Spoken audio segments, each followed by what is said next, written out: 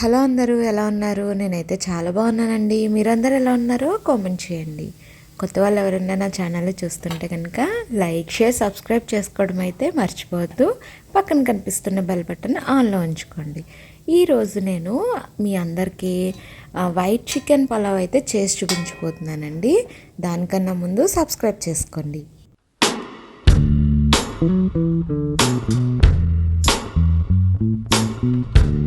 So ఇక్కడ నేను white chicken pulao ఎలా చేసుకోవాలనేది మీ అందరితోని షేర్ చేస్తానండి. ఎక్కడ కూడా వీడియోని స్కిప్ చేయకండి. స్కిప్ చేశారంటే ఎలా చేశాననేది మిస్ అయిపోతారనమాట. చాలా చాలా ఈజీ, సమ్మర్కి ది బెస్ట్ అని చెప్పుకోవచ్చు. ఎందుకంటే ఇందులో మసాలాలు ఏమి వేసుకోము, వేసినవి కూడా చాలా బ్యాలెన్స్డ్గా ఉంటాయన్నమాట. కాబట్టి మీరు హాయిగా తినేయచ్చు. నేను చేసుకున్న క్వాంటిటీ వచ్చేసి నాకు ఒక్కదానికే చేసుకున్నాను. కాకపోతే ఇప్పుడు మీకు చూపిస్తున్న క్వాంటిటీ ఆఫ్టర్నూన్కి వస్తుంది, నైట్కి కూడా వచ్చేస్తుంది అనమాట.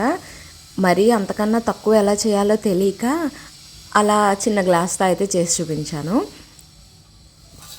ఇక్కడైతే నేను ముందు బిర్యానీ మసాలా ఉంటుంది కదండి, అవన్నీ కూడా క్వాంటిటీస్ అన్నీ చాలా తక్కువగా అనమాట. అంటే ఎప్పుడు మనం వేసుకునే వాటికన్నా 1-2 కొంచెం తక్కువ లవంగాలు ఒక 4 వేసుకున్నాం అనుకోండి, ఇందులో ఒక 3 వేసుకోవాలి. అలా ఒక్కొక్కటి తగ్గించుకుంటూ వేసుకోవాలి. నేను నాకు ఒకదానికి చేసుకుంటున్నాను కాబట్టి ఇంకాస్త తక్కువ చేసుకున్నాను అనమాట. 3 వేసుకునే దగ్గర 2 వేసుకున్నాను అలా అనమాట. వేసుకొని బిర్యానీ మసాలా ఏమేమి ఉంటుందో అవన్నీ కూడా వేసేసుకోవాలి. షాజీరా, లవంగాలు, యాలక్కాయ ఒకటి, స్టార్ అని, ఇంకా దాల్చిన చెక్క, బిర్యానీ ఆకు ఉంటుంది కదా అది, జావత్రి, మీ దగ్గర ఏముంటే అవి వేసుకోండి. వేసుకున్న తర్వాత ఒక ఉల్లిపాయని ఇలా స్లైసెస్ కింద కట్ చేసుకొని, ఒక 3 పచ్చిమిరపకాయలని మనం పీసెస్ కింద కట్ చేయొద్దు, పచ్చిమిర్చిని అయితే. ఇక్కడ ఏం చేయాలంటే అలానే వేసేసుకోవాలండి. పచ్చిమిరపకాయని నాట్లు పెట్టేసుకొని వేసేసుకుంటే మనకి అదే స్పైస్ అనమాట. ఇంకా దానికి మించి వేరే స్పైస్ ఏమి ఉండదు ఇందులో. ఎందుకని వైట్ చికెన్ అంటే వేసవకాలంలో మసాలాలు ఎక్కువ తినలేము, దానికి తోడు టేస్ట్ కూడా చాలా బాగుంటుంది. మనం మసాలాని మిస్ అయిన ఫీల్ అయితే రాదనమాట. ఇది తిన్నంతసేపు మనకు అసలు ఆ థాటే ఉండదు, మనం ఇలా లైట్గా తిన్నాము అన్న ఫీల్ ఉంటుంది. దాంతోపాటు ఇందులో మసాలా లేదు కదా అన్న ఫీల్ అస్సలకి ఉండదు అనమాట. అంత బాగుంటుందండి. నాకైతే ఈ రెసిపీ చాలా అంటే చాలా ఇష్టము. కాకపోతే ఇంట్లో ఎప్పుడు నేను నా వరకు ఒకదాన్ని ఉన్నప్పుడు చికెన్ ఎప్పుడన్నా ఉంటే చేసుకుంటా. తినకి కొంచెం ఇలా రైస్లో చికెన్ వేసి పలావ్ టైప్ చేస్తారు కదా, అవి చాలా రేర్ తినడము, అంత ఇష్టంగా తినరు. బిర్యానీస్ కానివ్వండి, ఇవన్నీ చాలా రేర్ అనమాట. ఎక్కువ శాతం ఆయన ఊర్లు వెళ్తూ ఉంటారు కదా టూర్స్కి, అక్కడ ఆల్మోస్ట్ ఇలాంటివే తిని కొంచెం ఇంటి దగ్గర అనేసరికి కొంచెం తగ్గిస్తారండి తినటము. కాకపోతే కర్రీ చేస్తే ఏదో తినగలుగుతారు. కర్రీ, వైట్ రైస్ అలా అయితే ఇష్టంగా తింటారు. అందుకోసం అని చెప్పి ఎప్పుడైనా నేనున్నప్పుడు నాకు చికెన్ ఏమన్నా ఇంట్లో ఉంటే ఇలా చేసుకుంటూ ఉంటానన్నమాట.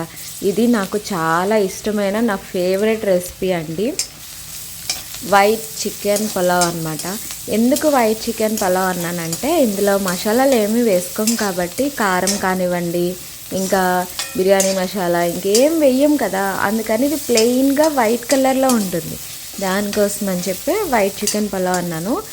ఐ హోప్ ఈ వీడియో మీకు నచ్చుతుందండి. కాబట్టి ఎవరు కూడా స్కిప్ చేయొద్దు, ఒక లైక్ అయితే ఇవ్వండి. మీరు ఇచ్చే లైక్ వల్ల నేను ఫర్దర్గా వీడియోస్ చేయగలుగుతాను, ఒక సపోర్ట్లా అయితే ఉంటుందన్నమాట. ఇలా ఆనియన్స్ అవి వేగిన తర్వాత ఇందులో కొంచెంగా నేను ఒక 1/2 స్పూను అల్లం వెల్లుల్లి పేస్ట్ అయితే వేసుకొని మంచిగా అయితే వేయించేసుకున్నానండి.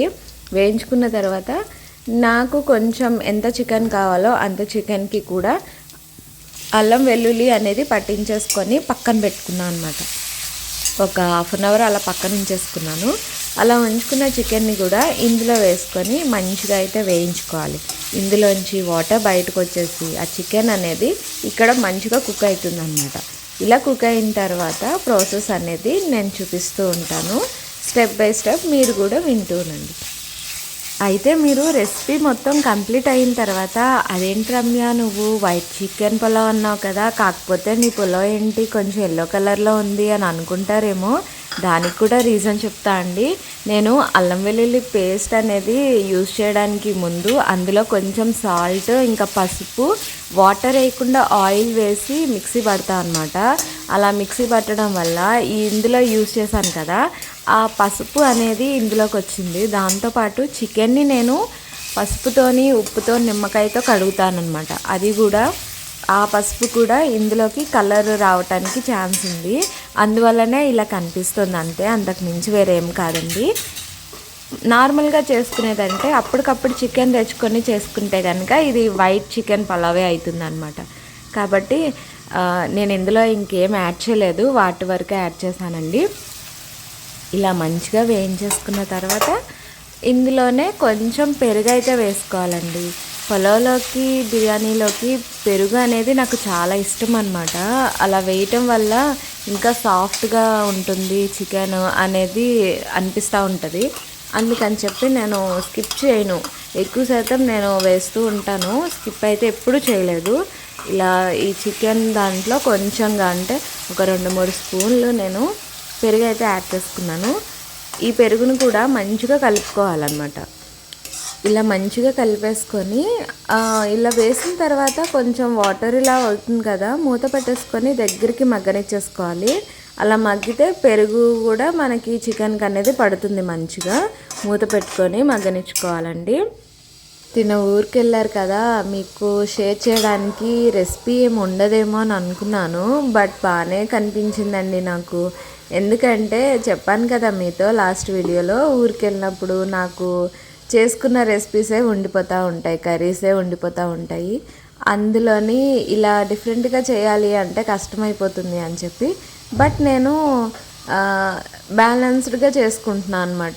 అయితే నాకు ఒక్క పూటకే వచ్చేలా చేసుకుంటున్నాను. రైస్ అనేది చాలా తక్కువ తినేది, దానికోసమని చెప్పి నాకు అంత ఎక్కువ అయితే మిగలవు. ఈరోజు నేను చికెన్ పులావ్ కదా చేసింది, కాబట్టి నైట్కి వచ్చేస్తుంది ఇది నాకు.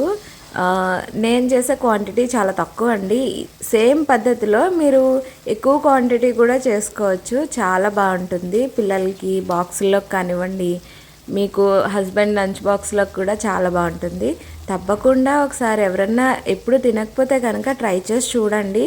మసాలాలు ఏం లేకపోయినా చికెన్ అనేది చాలా సూపర్ ఉంటుందండి టేస్ట్ అయితే. ఇక్కడ నేను నానబెట్టుకున్న బిర్యానీ రైస్ అయితే యాడ్ చేసుకుంటున్నాను. మీకు ఏ గ్లాస్తో వేసాను అనేది కూడా చూపిస్తా అండి. ఒక 150 గ్రామ్స్ ఉంటుందేమో గ్లాస్ అది.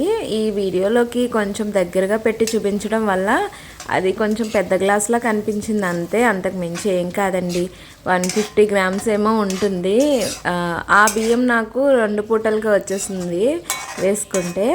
ఇలా నానబెట్టిన బిర్యానీని మంచిగా వేసేసుకొని రైస్ని వేయించేసుకోవాలన్నమాట. ఇలా మూకుడులోనే వేసుకొని వేయించుకోవటం వల్ల మంచిగా రైస్ పొడి పొడిగా వస్తుందండి. అందుకోసం అని చెప్పి ముందు రైస్ని నేను వేయించుకుంటాను, ఆ తర్వాతనే వాటర్ అనేది యాడ్ చేసుకుంటూ ఉంటాను. నువ్వు ఒక్కదానివే కదా రమ్య, ఇంత పెద్ద గిన్నెలో చేస్తున్నావేంటి అని కూడా అనుకుంటారేమో. అవునండి, కాకపోతే ఏం చేయను, రెసిపీ చిన్నదే కావచ్చు, చేసేది కొంచెమే కావచ్చు. అలా అని చెప్పి నా దగ్గర అంత చిన్న గిన్నెలు ఉండాలి కదా, నా దగ్గర అయితే అంత చిన్న గిన్నెలు ఏమీ లేవు. ఇది ఎప్పుడు నేను చేస్తూ ఉంటాను అనమాట. ఇలాంటి పలావ్ కానివ్వండి, లేకపోతే ఏమన్నా ఈ ముగ్గురులోనే చేస్తూ ఉంటాను. అందులోనే ఇంక ఇది కూడా చేశాను, అందుకనే మూకుడేమో పెద్దగా కనిపిస్తోంది. ఇందులో నేను చేసే రెసిపీ మాత్రం చిన్నగా కనిపిస్తోంది. అదంతా పట్టించుకోవద్దు, నేను చేసే రెసిపీని మాత్రమే చూడండి అంతే. ఇలా మంచిగా కలిపేసిన తర్వాత ఇందులో నేను వాటర్ అనేది యాడ్ చేసుకుంటా అండి. గ్లాస్కి నేను 2 గ్లాసులు వేసేసుకున్నాను. నార్మల్గా అయితే గ్లాస్కి వచ్చి 1.5 వేసుకుంటారు కదా, నేను ఇక్కడ 2 గ్లాసులు ఎందుకు యాడ్ చేశాను అనేది కూడా చెప్తానమాట. ఎక్కువ బియ్యం ఉన్నాయనుకోండి, అది ఆటోమేటిక్గా మగ్గిపోతుందండి, తొందరగా మగ్గిపోయిద్ది 1.5 వేసినా కానీ వాటర్. కానీ ఇక్కడ నేను వేసుకున్నది చిన్న గ్లాస్తో బియ్యం కదా, అందుకని చెప్పి నేను 2 గ్లాసులు వేసేసాను అనమాట. నీళ్ళు అనేది తొందరగా ఇంకిపోతాయి, కానీ రైస్ ఉడకటం కష్టమవుతుంది మళ్ళీ. అందుకోసమే 2 అనేది వేసేసాను. 2 వేసినా కానీ మెత్తగా కాకుండా చూసుకోవాలన్నమాట. ఎలా అంటే కొంచెం ఇలా వాటర్ వేసుకున్న తర్వాత మనం సాల్ట్ చెక్ చేసేసుకుని వెంటనే మూత అయితే పెట్టకూడదు. కొంచెం బాగా ఆ పైన రైస్ అనేది కనిపించాలన్నమాట. ఆ రైస్ కనిపించేంత వరకు మనం మీడియం ఫ్లేమ్ పెట్టుకొని ఇంకా పెట్టుకున్నాం అనుకోండి, అంటే ఆవిరికి పెట్టుకోవాలి. అలా పెట్టుకుంటే కనుక వాటర్ అనేది ఇంకుతాయి. అలా అప్పుడు మనం చూసుకొని మూత పెట్టేసుకొని సిమ్లో పెట్టేసుకుంటే మంచిగా ఒక 10 మినిట్స్లో రెడీ అయిపోతుంది అనమాట. అలా బ్యాలెన్స్డ్గా చేసుకుంటే కొంచెం రెసిపీస్ అయినా కానివ్వండి చాలా టేస్టీగా ఉంటాయండి. మనకి ఎప్పుడు కూడా టేస్ట్ ఇంపార్టెంట్ కానివ్వండి, పెద్ద గిన్నెలు లేదంటే వేరే వేరే ఐటమ్స్ ఏం చేస్తున్నాం అనేది ముఖ్యం కాదు కదా. ఇందులో నాకు మా ఆయన అయితే పుదీనా ఫ్లేవర్ అస్సలు ఆయనకు అంత ఇష్టంగా తినరనమాట. ఈ పులావ్ బిర్యానీ లాంటి దాంట్లో పుదీనా లేకపోయినా పర్లేదు అంటారు. కానీ నాకు పుదీనా లేకపోతే అది పులావ్ లాగా బిర్యానీ లాగా అనిపించదు అనమాట. ఆయన లేరు కదా అని ఇంట్లో ఉన్న పుదీనాని ఇందులో వేసేసాను అనమాట పులావ్లో. అయితే ఆ ఫ్లేవర్ అసలు ఇలా వాటర్ మగ్గుతుంటే ఎంత మంచి ఫ్లేవర్ వస్తుందంటే కొత్తిమీరది కానివ్వండి పుదీనాది కానివ్వండి చాలా మంచి ఫ్లేవర్ అయితే వస్తుంది. దీనికే కడుపు నిండిపోయింది అన్నట్టు అనిపిస్తుంది అనమాట నాకు అది అలా కుక్ అవుతుంటే.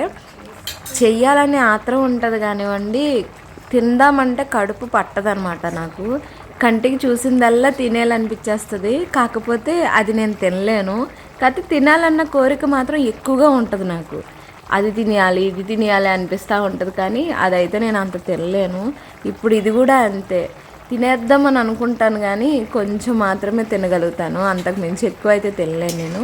ఏదైనా సరే నేను చేసుకునే రెసిపీస్ కానివ్వండి, బయట రెసిపీస్ కానివ్వండి, ఎక్కడికి వెళ్ళినా కానీ ఇది కావాలి అది కావాలి అని గుంతమ్మ కోరికలు అంటారు కదా, అలాంటివి గట్టిగానే ఉంటాయి నాకు. కాకపోతే పొట్ట పట్టదు. కన్ను పెద్దది పొట్ట చిన్నది అంటారు కదా, ఆ లెక్కనమాట.